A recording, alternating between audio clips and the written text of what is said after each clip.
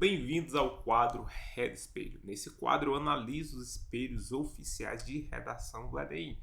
Pego algumas redações de alguns alunos, exponho quais foram as notas que eles tiraram e digo se eu concordo ou não com essa nota e o porquê que ele deve ter tirado essa nota. Vale lembrar que o nome dos alunos sempre são ocultos, aqui a gente trabalha com anonimato, até pela questão de ética mesmo, e aí eu vou verificar por que determinados motivos podem ter levado à penalização da nota do aluno ou não. E não esqueça que, se você gostar desse vídeo, já curte, já compartilha com os amigos e deixa nos comentários o que foi que tu achou e o que tu gostaria de ver mais aqui no canal Redatores. O nosso curso Modelos Coringa já está disponível, tá? Você quer aprender qual é a estrutura da redação do Enem para construir qualquer texto dissertativo argumentativo da introdução até a conclusão? Clica no link que está na descrição desse vídeo e não perde a oportunidade de adquirir o nosso produto. Vamos à correção aqui da nossa redação. A nossa redação em destaque, ela é do Enem 2023, quando eu tive o tema Os desafios para o enfrentamento à invisibilidade do trabalho do cuidado realizado pelas mulheres no Brasil. Essa redação é de um aluno. O aluno tirou nota X, que eu vou expor no final da aula, e eu vou fazer a minha análise em cima da redação. Né? Será que essa redação ela teve uma nota justa ou não? Eu vou fazer a leitura por parágrafo, fazer o meu comentário e no final atribuir a minha nota. Vamos começar pela introdução. O aluno começa aqui a introdução dele com uma citação. Né? O que é uma citação, professor? Citação é uma informação que a gente vai estar usando para muitas vezes contextualizar a temática. O que é essa contextualização? Para inserir a discussão temática. Vale lembrar que qualquer informação o Enem vai chamar de repertório. E é muito comum a gente encontrar nas redações a apresentação do tema por repertório. Então aqui qual é a nossa estratégia? É justamente começar a redação com o repertório. E aí vamos ver qual é o repertório que ele está usando. O célebre escritor Aldous Huxley afirmou em sua obra Admirável Mundo Novo que os fatos não deixam de existir apenas porque são ignorados. Agora é necessário fazer uma contextualização. Pessoal, para facilitar aqui a nossa conversa, eu vou pegar os conectivos do aluno e eu vou fazer uma marcação verde. Os conectivos são as expressões que nós usamos para ligar as orações, para ligar os períodos. E aí, após colocar o repertório, ele vem para a contextualização temática. O que é a contextualização temática? No próximo período, a gente vai perceber que ele vai fazer aqui uma correlação da citação com o tema. Deixa eu só bloquear. Ele vai fazer uma contextualização da citação com o tema. Então aqui, nesse período que começa a luz do pensamento até em segundo plano, a gente vai chamar de apresentação do tema ou contextualização. Isso é típico de qualquer apresentação de tema com repertório no Enem. Eu começo com um repertório, depois eu faço uma contextualização do tema. Olha o que é que ele coloca. Nota-se que os desafios para o enfrentamento da invisibilidade do trabalho do cuidado realizado pela mulher no Brasil é um fato deixado em segundo plano. Então, o que é que ele coloca? O autor afirma que alguns fatos não deixam de existir só porque são ignorados. Aí, na contextualização, ele coloca que há uma negligência em relação à temática. Isso ocorre, agora vamos para a tese, devido ao descaso estatal e social. Olha que interessante, quando ele coloca devido ao descaso estatal, o descaso estatal eu vou articular como argumento 1. Então, o primeiro argumento dele tem que ser descaso estatal. E social é argumento 2. Então, o segundo argumento dele tem que ser o descaso social. E aí ele tem uma frase de fechamento que é o seguinte, dessa forma são necessárias algumas remodelações no país. Quando ele coloca são necessárias algumas remodelações, para o projeto de texto do aluno, ele dá a entender que lá na sua conclusão nós teremos uma proposta de intervenção com duas ações. Pelo menos duas, já que aqui está pluralizado. Então, como é que está o meu projeto de texto? Eu tenho a apresentação do tema, eu tenho a apresentação do argumento estatal, eu tenho a apresentação do argumento social e eu tenho um projeto para duas propostas de intervenções na conclusão. Temos aqui como, eu não vou nem dizer que é conectivo, mas como elemento de ligação, à luz do pensamento do autor. Em primeira análise, temos aqui o nosso elemento de ligação no comecinho. Eu vou, inclusive, marcar esses elementos de coesão no início de cada período.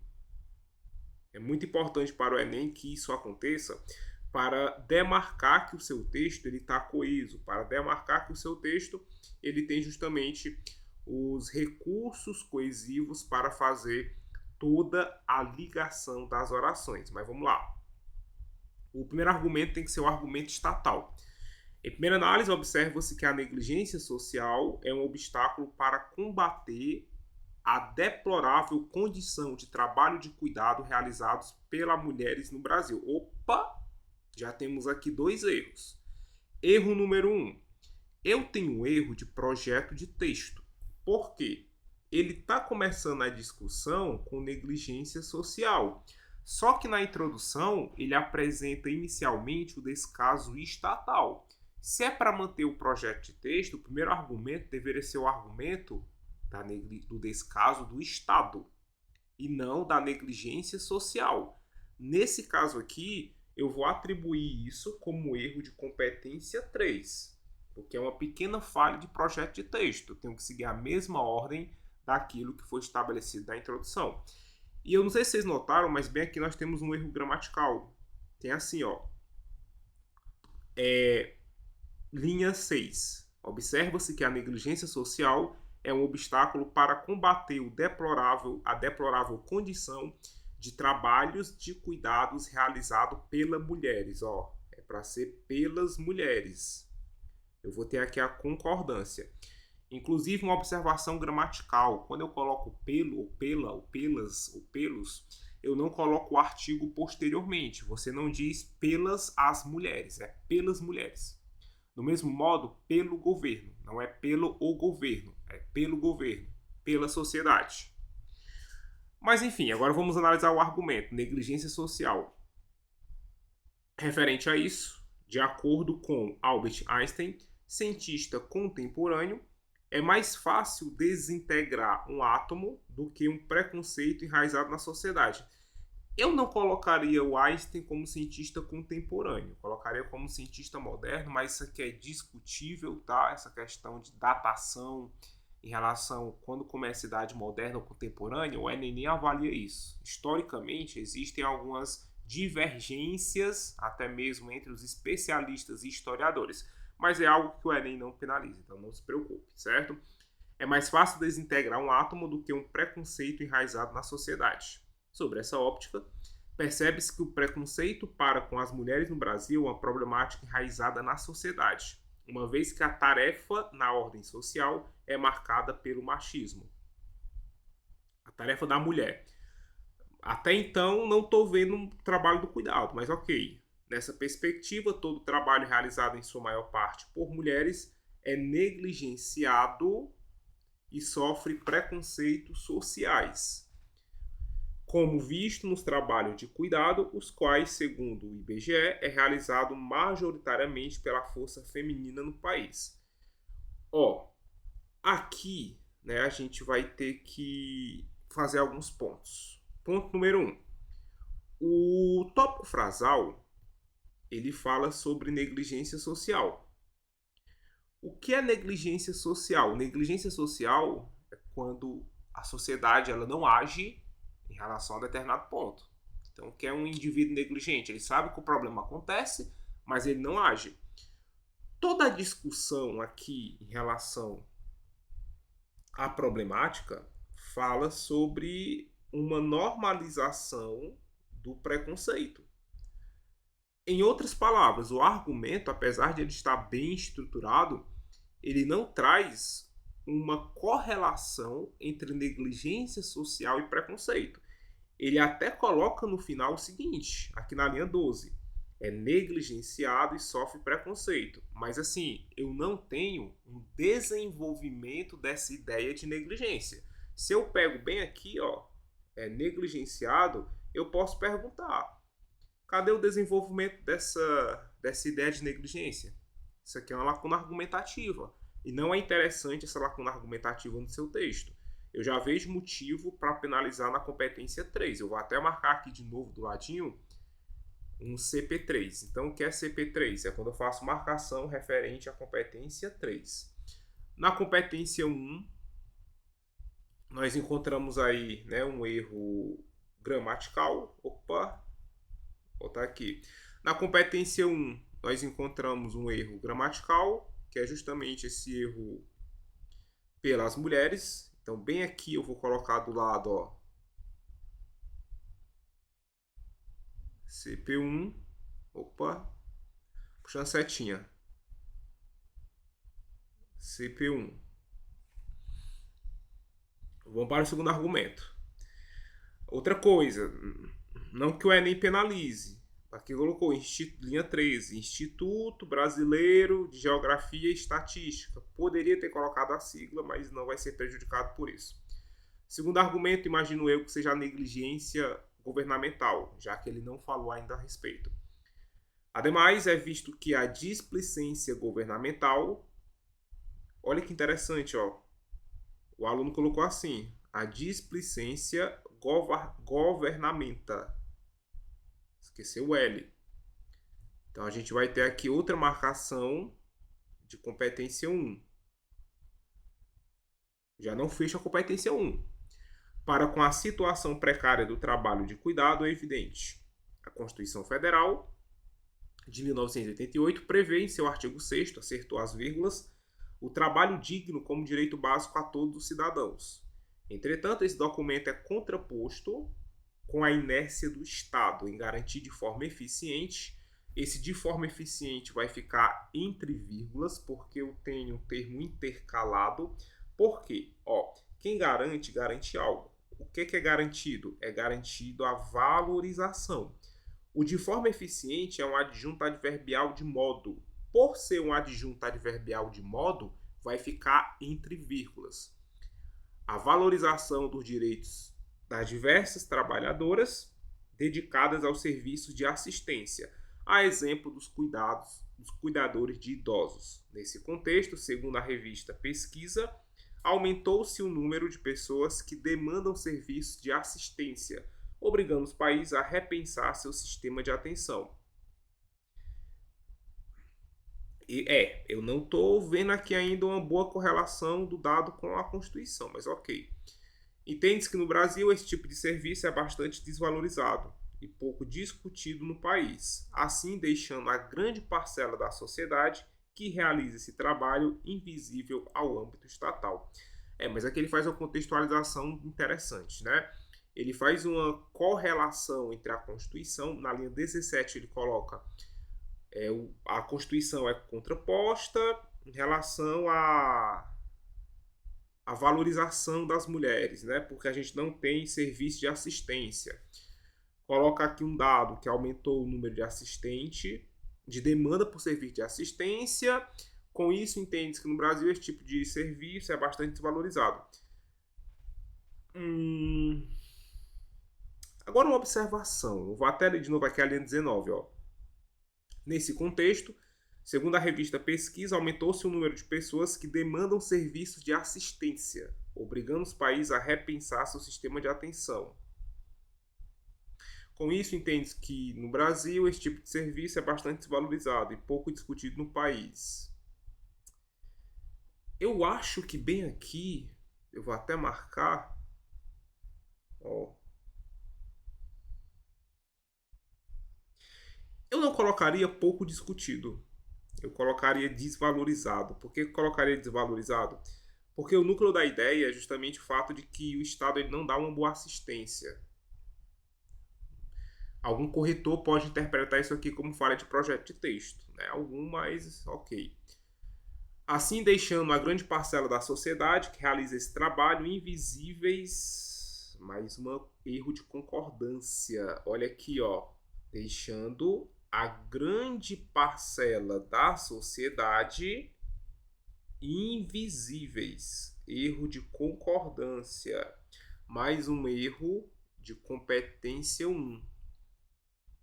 Então aqui eu tenho mais um erro de competência 1. Portanto, desafios para o enfrentamento da invisibilidade no trabalho do cuidado é um tema pouco explorado. Então, faz-se necessário para amenizar... eu vou começar a marcar aqui os elementos da proposta. Eu vou até pintar de roxo. Vamos ver aqui como é que começa. Para amenizar a problemática, aqui a gente entende que é uma finalidade, tá? A gente entende que é uma finalidade que o governo federal, nós temos aqui o agente, já temos dois elementos. Agente responsável pelo bem-estar social, aqui nós temos o detalhamento do agente, vou colocar aqui detalhamento. Invista em políticas públicas de assistência e proteção para as mulheres dedicadas ao serviço de assistência.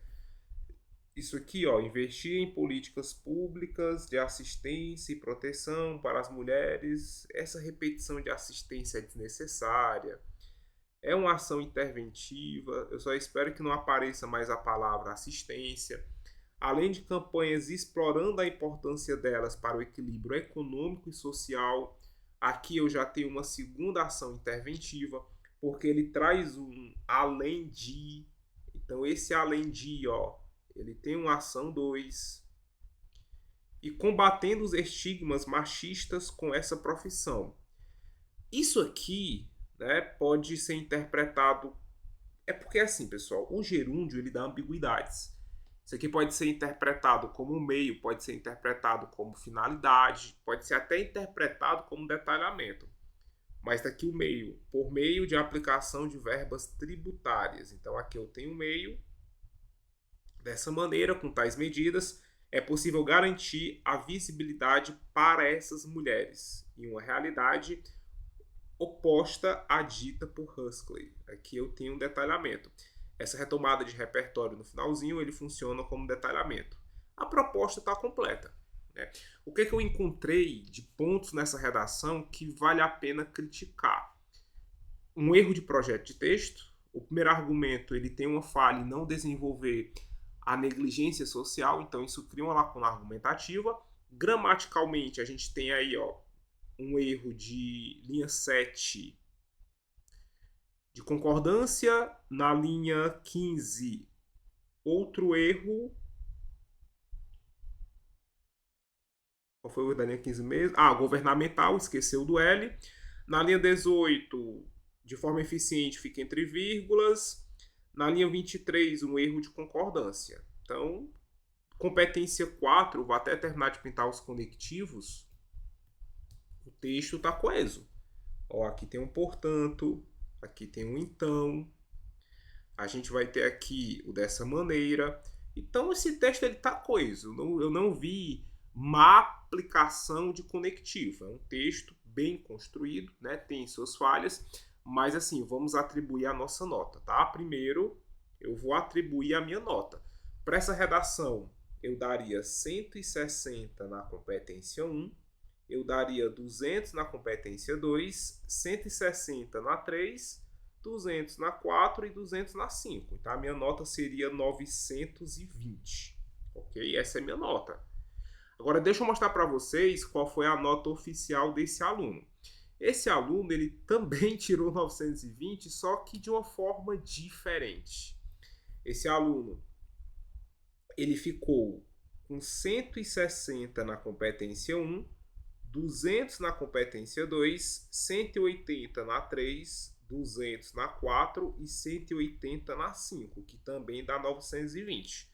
Então, a gente vai ter aqui uma divergência de notas bem aqui, na competência 3 e na competência 5. O que significa? Um corretor deu 160, outro deu 200. Ou seja, um concordou comigo, outro não concordou. E aqui é a mesma coisa. Um corretor deu 160, outro deu 200. A gente não sabe afirmar se foi um corretor específico que deu 160 em ambas as competências. Pode ser que um corretor 1 fechou a 3, não fechou a 5. Mas isso pode acontecer no Enem, né? Eu discordo dessa nota da competência 5, porque a competência 5 ela está toda fechada, tem uns elementos, tá completinha, tem mais de um detalhamento, a ação não tá vaga. Então, assim, o corretor que tirou pontos, né? Não sei se você tá vendo esse vídeo, imagino que não, mas eu vou discordar de você na competência 5. Na competência 3, vejo motivo para penalizar, e na competência 1, nós temos os erros gramaticais mostrados, tá? E é isso aí. Espero que vocês tenham gostado aqui do Reda Espelho, né, o nosso quadro para analisar redações do Enem. Não esqueça de adquirir o nosso curso Modelos Coringas, está na descrição do nosso vídeo. E se você gostou, tá? Compartilha com os amigos, ajuda o Projeto Redatores, tira uma foto aqui, posta no Insta. O material com os comentários eu também vou deixar aqui na descrição do vídeo para vocês. Então até o próximo vídeo e não esquece de deixar aquele feedback.